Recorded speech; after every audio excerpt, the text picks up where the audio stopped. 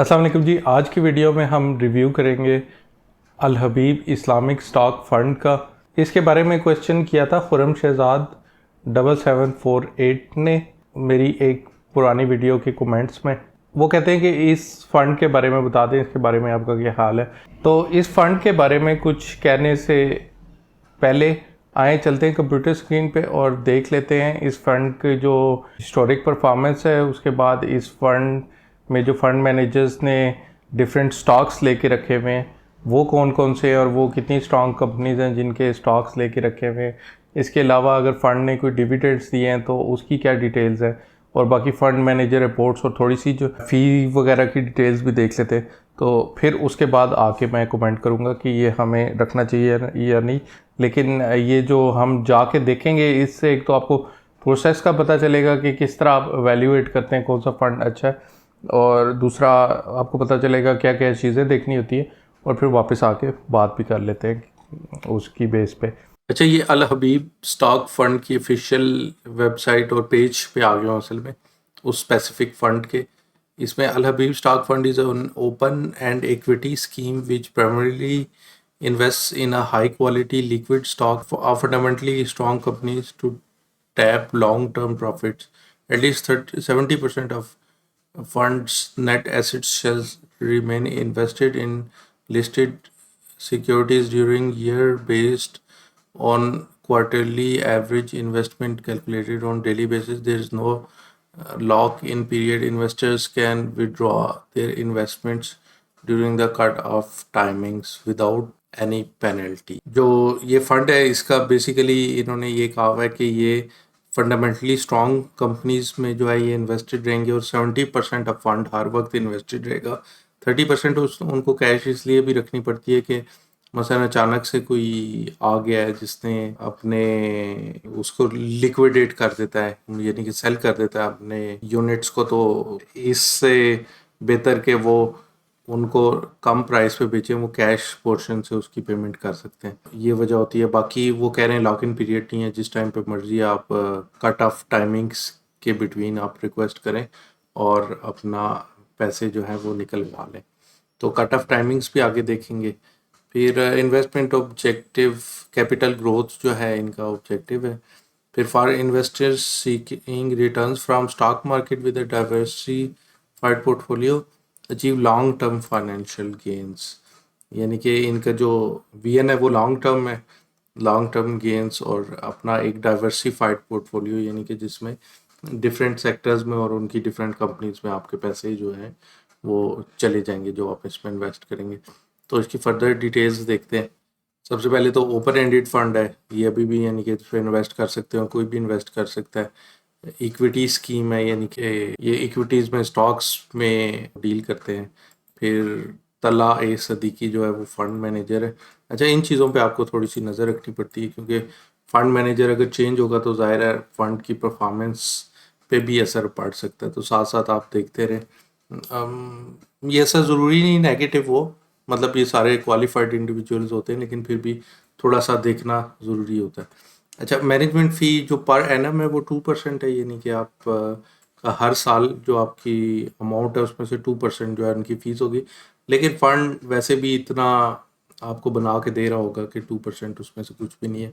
तो असल में जो फ्रंट एंड लोड है ना वो भी 2% होगा। फ्रंट एंड लोड ये होता है कि आप मसलन लाख रुपया जमा करवा रहे, तो उसमें से उसी वक्त जमा करवाते वक्त 2% जो है वो काट लेंगे। लेकिन ये इन्होंने बताया हुआ है कि मैनेजमेंट की डिस्क्रिशन पे उसको वेव ऑफ भी कर सकते हैं। तो ये किन केसेस में आपसे लेते हैं, मसलन आप किसी थर्ड पार्टी बंदे ने या किसी उनके रिप्रेजेंटेटिव ने आपको कहा कि आप अल हबीब का अकाउंट बनवाएं, फिर वो आपको जो कॉल्स आती हैं अकाउंट बनाने के बाद कि फ़लाँ फंड में इन्वेस्ट करें, तो जब आप उनके कहने पे इन्वेस्ट करते हैं तो उस टाइम पे जो 2% या वो कुछ काटते हैं ना शुरू में ओपन फ्रंट एंड लोड, वो 2% असल में उस बंदे का होता है, उस रिप्रेजेंटेटिव का होता है। लेकिन अगर आप खुद ही अकाउंट बनाएंगे उसके बाद खुद ही जाके इन्वेस्ट करेंगे तो शायद शुरू में ही वो ना कटे, लेकिन अगर कट भी गया तो आप दोबारा उनको की हेल्पलाइन पे कॉल कर सकते हैं और कह सकते हैं कि ये तो मैंने खुद इन्वेस्ट किया है। तो कंपनी तो वैसे भी ये खुद रखती नहीं है, तो आपके कहने पे ये आपको वापस भी मिल सकता है, ये फ्रंट एंड लोड जो है शुरू में, यानी कि जब जब भी आप इन्वेस्ट करेंगे और अगर खुद का कर रहे हैं, किसी और के कहने पे नहीं कर रहे, किसी रिप्रेजेंटेटिव के कहने पे नहीं कर रहे, तो फिर ये आपको वापस में मिल जाता है। ये असल में जो ये वाली फीस होती है ना, ये उन्हीं को मिलती है। जब बैक एंड लोड का मतलब ये है कि जब आप पैसे निकलवा रहे होंगे तो कितना काटेंगे, काटेंगे अल हबीब वाले, तो वो कुछ भी नहीं काटेंगे।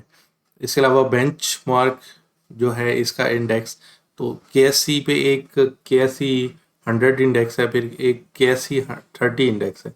तो 30 जो टॉप कंपनीज है ना पाकिस्तान स्टॉक एक्सचेंज की, उनके साथ इन्होंने रखा हुआ है कि उनकी परफॉर्मेंस को इन्होंने बीट करना है असल में।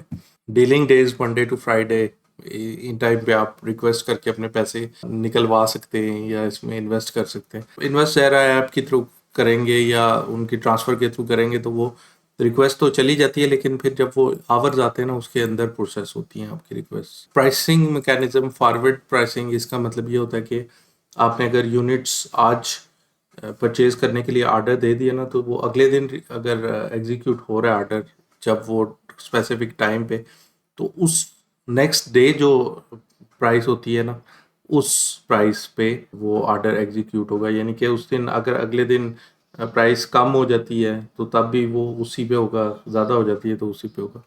तो फॉरवर्ड प्राइसिंग ये होती है। उसके अलावा आ जाते हैं मिनिमम सब्सक्रिप्शन पे। ये एक इम्पॉर्टेंट चीज़ है कि इनिशियल इन्वेस्टमेंट, शुरू में आप अगर पहली इन्वेस्टमेंट कर रहे हैं तो वो मिनिमम 5000 होनी चाहिए, ज़्यादा जितने मर्जी करें, लाखों में करें, हज़ारों में करें, जितने मर्जी करें।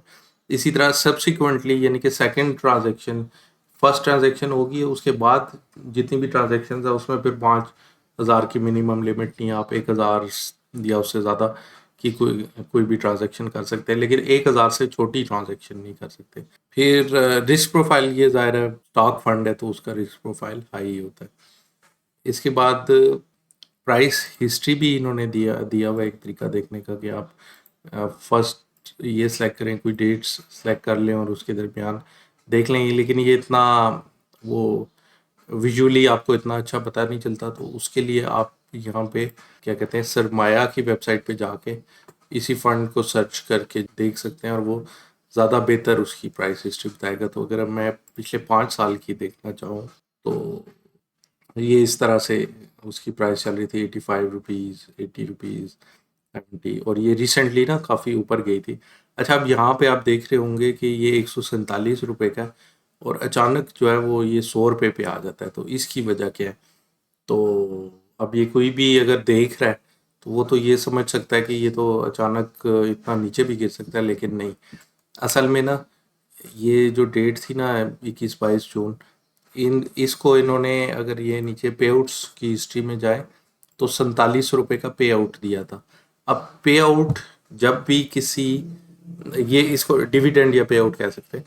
तो डिविडेंड या पे आउट जब भी कोई चाहे स्टॉक हो या स्टॉक फंड हो, जब भी वो देता है तो वो हमेशा स्टॉक की प्राइस में से ही माइनस होता है। मसलन किसी ने अगर यहाँ पे 1000 इसकी यूनिट्स लेके रखी हुई थी ना फंड की, तो उसको क्या हुआ, उसकी 1000 यूनिट्स तो यहीं पे रही, उसकी बस प्राइस कम हो गई, लेकिन उसको 47 रुपये अकाउंट में मिल गए। अब प्राइस कम का भी ये है कि उसने थोड़ा सा अरसा और रखा उसको, तो प्राइस वापस उधर चली गई, क्योंकि जब यहाँ पे ये ट्रेड हो रहा होता है इन प्राइसेस पे, तो लोगों को पता होता है कि इसकी नॉर्मल प्राइस इस टाइम पे फंड की क्या चल रही है।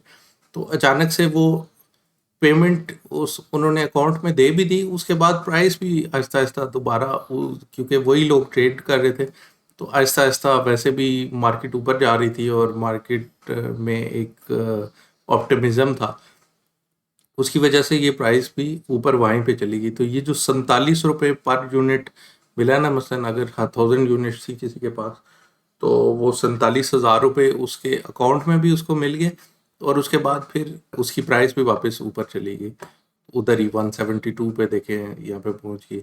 ये एक बड़ा अच्छा इनका है कि अब यहाँ पे कोई अगर देखे, यहाँ से मसलन यहाँ से कर लेते, ये जब 100 रुपये का हुआ था, तो कोई अगर देखे तो वो ये कह सकता है कि ये 100 से 172 का हो गया इतने पीरियड में, मसलन ये कोई 1 साल का अर्सा है या कुछ।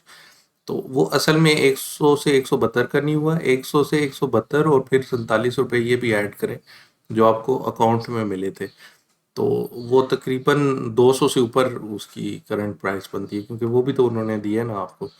तो इस तरह से और भी ज़्यादा इसने परफॉर्म किया। इसी तरह अगर SIP इनका एक अच्छा फीचर है जिसके थ्रू पता चल जाता है कि आप अगर मसलन आपसे कई साल पहले अगर आपने 1000 रुपया पर मंथ की SIP शुरू की होती, यानी कि हर महीने 1000 रुपया इसमें डाल रहे होते, तो ये जो नीचे की लाइन जा रही है ये असल में फंड की वैल्यू है कि टोटल फंड कितने का होता। तो यहाँ पे पहुँच के फंड ने एकदम क्रॉस किया और ये तकरीबन इस टाइम पे आपकी टोटल इन्वेस्टमेंट जो है वो होती 1,51,000, जबकि फंड की जो वैल्यू है वो 2,62,000 पे पहुंची हुई होती।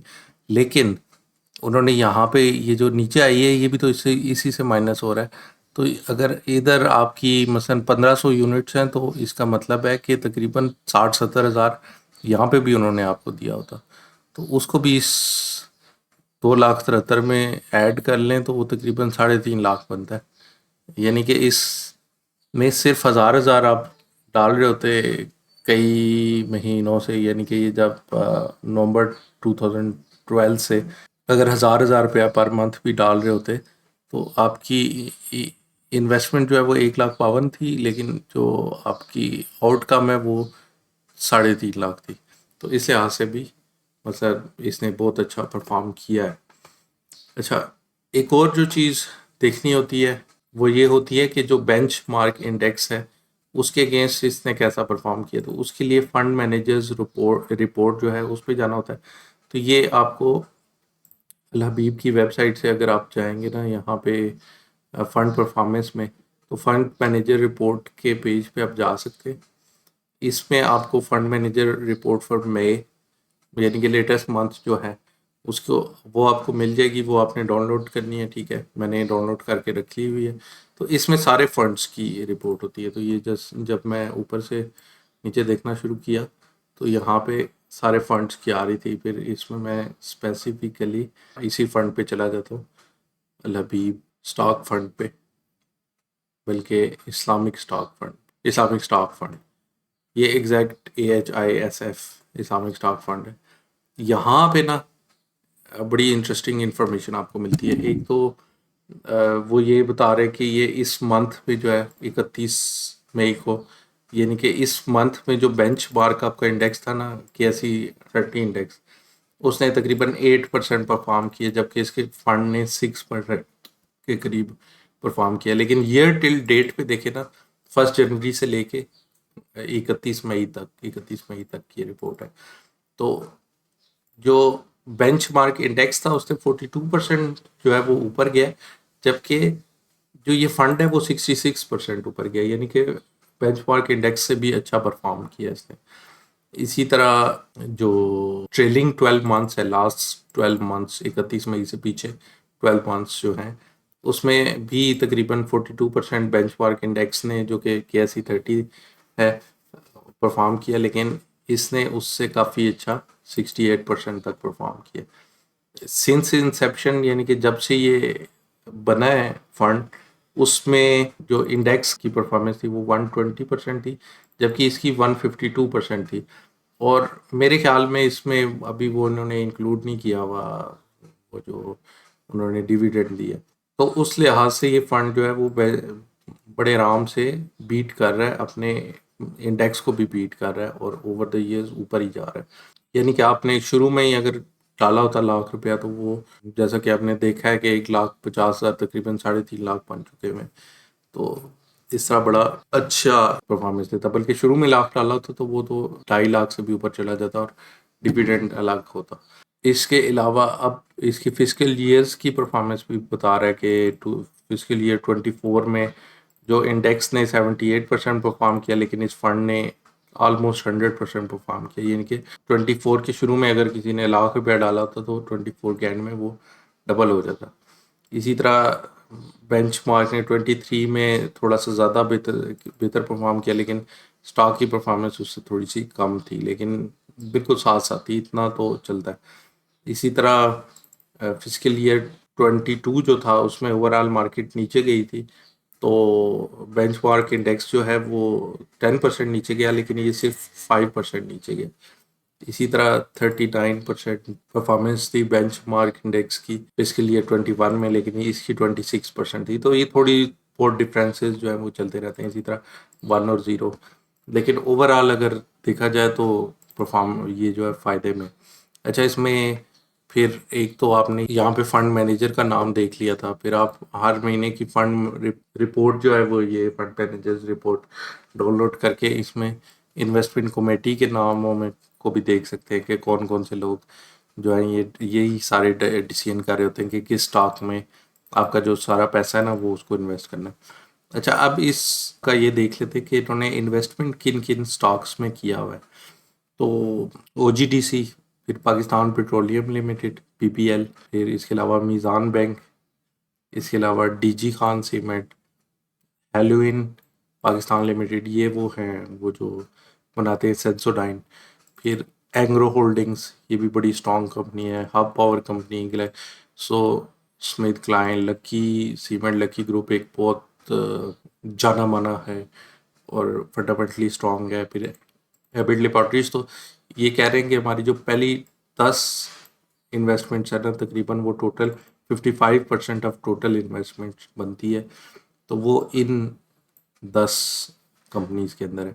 तो ये लीगली भी इन्होंने पहली 10 जो है ना डिस्क्लोज करनी होती है हर इक्विटी फंड ने। इसके अलावा भी फिर वो फंडामेंटली स्ट्रॉन्ग कुछ और कंपनीज ने किया हुआ होगा, तो इन्होंने जो अपनी इन्वेस्टमेंट की भी है वो भी बड़ी स्ट्रॉन्ग कंपनीज में की भी है, उस लिहाज से भी ये बड़ा अच्छा जो है ना। उसके अलावा फिर ये हर दफ़ा जो है वो बताते हैं कि हमारी कैश जो है इस टाइम पे 4% पड़ा हुआ है, इक्विटीज़ में 94% पड़ा हुआ है, और अदर्स जो हैं वो कहीं टी बिल्स वगैरह में या आगे पीछे शायद शरिया कंप्लाइंट स्कूक्स वगैरह में उन्होंने 0.51 जो है वो रखा हुआ होगा। तो इसके लिए सोर्सेज जो मैंने यूज़ किए हैं वो एक इनका ऑफिशियल वेबसाइट है, वो फंड का अपना पेज है, फिर सरमाया की वेबसाइट है, और फिर इन्होंने ऑफिशियल वेबसाइट पे ही जो यहाँ पे फंड परफॉर्मेंस में जाके फंड मैनेजर रिपोर्ट जो है ना ये की हुई है। ये बल्कि आप अगर पिछले महीनों की भी डाउनलोड करें ना तो आप कंपेयर कर सकते हैं। इसमें ये जो परसेंटेजेस जो है ये हर महीने वो चेंज कुछ ना कुछ उसको सेटल करते हैं, तो वो क्या क्या चेंज आया है इसमें, ये सब कुछ आप कंपेयर कर सकते हैं। फिर ये इसका कैश इस टाइम पे कितना है वो भी देख सकते हैं। तो जैसा कि मैंने आपको बताया कि रेगुलेशंस के मुताबिक पहली 10 जो कंपनी जिसके स्टॉक एक स्टॉक फंड ने रखे होते हैं वो अपनी 10 पिकिंग्स उन्होंने शो करनी ही होती हैं, पब्लिक करनी होती हैं। तो वो जो टॉप 10 कंपनीज इन्होंने रखी हुई हैं वो तकरीबन 55% ऑफ टोटल जितनी कंपनीज रखी हुई हैं या जितनी वेटेज है उसकी 55% वेटेज बनती है उन कंपनीज़ की, सारी कंपनीज़ की वेटेज के मुकाबले में जो उन्होंने रखी हुई हैं। वो 55% बड़ी स्ट्रॉन्ग कंपनीज है, तो इससे पता लगता है कि बाकी भी उन्होंने बड़ी रिव्यू करके अच्छी कंपनीज पिक की हुई होंगी। दूसरी चीज़ ये है कि वो ना सिर्फ एक सेक्टर से बल्कि मल्टीपल सेक्टर्स और फिर हर सेक्टर की मल्टीपल कंपनीज भी उन्होंने रखी हुई हैं। सिंस इंसेप्शन, शुरू से लेके अब तक जब से ये फंड शुरू हुआ है, तो इसने बेंचमार्क रखा था KSE 30 इंडेक्स को कि उसके बराबर मिनिमम और या फिर उसको बीट करना है परफॉर्मेंस में। तो उन्होंने बड़ा अच्छा उसको बीट किया है। जब से ये फंड शुरू हुआ है तो उस इंडेक्स में जो ग्रोथ है वो 120% आई है, लेकिन इस फंड में 150% तक ग्रोथ आ चुकी हुई है। और एक और चीज़, आज से तकरीबन 3 साल पहले अचानक से इस फंड ने 47 रुपीज़ का डिविडेंड भी अनाउंस कर दिया था, जो कि उस फंड की वर्थ का 37% कुछ इस तरह बनता था। 1,47,000 आपने मसलन इन्वेस्ट किया हुआ है, उस वक्त आपकी वैल्यू 1,47,000 है, तो 47,000 तो आपको जेब में मिल गया था। और ज़ाहिर है थोड़ी देर के लिए, क्योंकि 100 पे आ गई थी इसकी नेव की प्राइस, तो थोड़ी देर के लिए उसकी जो वैल्यू थी वो 1 लाख रह गई थी, जो कि इन्वेस्टेड मनी थी, लेकिन वो बड़े जल्दी दोबारा से ग्रो करके उससे भी ऊपर चली गई थी। 1,60,70,000 पे चली गई थी सिर्फ विद इन फ्यू मंथ्स। उस लिहाज से डिविडेंड के लिहाज से भी ये बड़ा बड़ा अच्छा रहा था।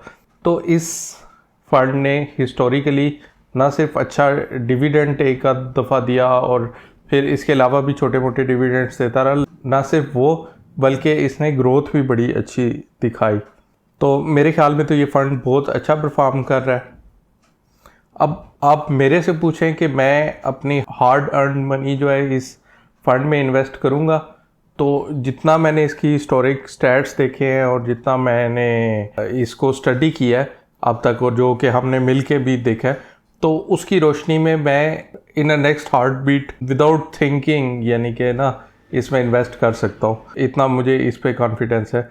और दूसरा, जिस तरह अच्छा इसने परफॉर्म किया, इसका मतलब है कि इसका जो फंड मैनेजर है और टीम है बड़े अच्छे तरीके से चीज़ों को फॉलो कर रही है और बड़े अच्छे तरीके से इसको रीबैलेंस करती जा रही है। जहाँ पे उनको कोई मसला नज़र आता है तो वो उसको अपने स्टॉक्स को चेंज वगैरह भी करते हैं। तो आप भी इसमें इन्वेस्ट कर सकते हैं, लेकिन एक चीज़ आपको थोड़ा सा ख्याल रखना पड़ेगा कि चाहे वो स्टॉक्स हों या कोई स्टॉक्स फंड्स हों, जो पास्ट की अच्छी परफॉर्मेंस होती है वो इस चीज़ की गारंटी नहीं होती कि फ्यूचर में भी वो चीज़ उसी तरह परफॉर्म करेगी या उतना ही अच्छा परफॉर्म करेगी। लेकिन इस फंड के केस में अगर टीम अच्छी है तो ये चीज़ आप इस चीज़ की गारंटी हो सकती है कि वो जिस तरह से पहले अच्छे डिसीजंस लेते रहे, फ्यूचर में भी अच्छे डिसीजंस लेंगे और जहाँ पे उन्होंने स्टॉक्स वगैरह को चेंज करना होगा, रीबैलेंस करना होगा तो करेंगे। तो ये कॉन्फिडेंस आपका हो सकता है। तो उस लिहाज से मैं तो कहता हूँ कि मतलब ये फ़ंड जो है वो बेस्ट है अगर आप इसमें इन्वेस्ट करना चाहते हैं।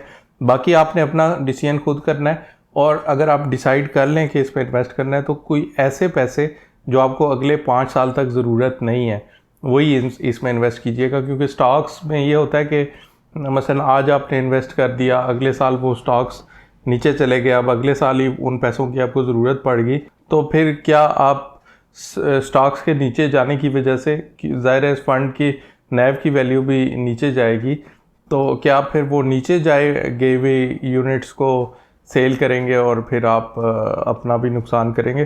तो इसमें थोड़ा सा ना फ्लेक्सिबिलिटी ज़रूर होनी चाहिए कि अगर आप के पैसे 4-5 साल तक फंस जाएँ तो फिर आपको मजबूरन उनको निकालना ना पड़े। तो इस तरह के ही पैसे स्टॉक्स में या स्टॉक फंड्स में इन्वेस्ट करने चाहिए।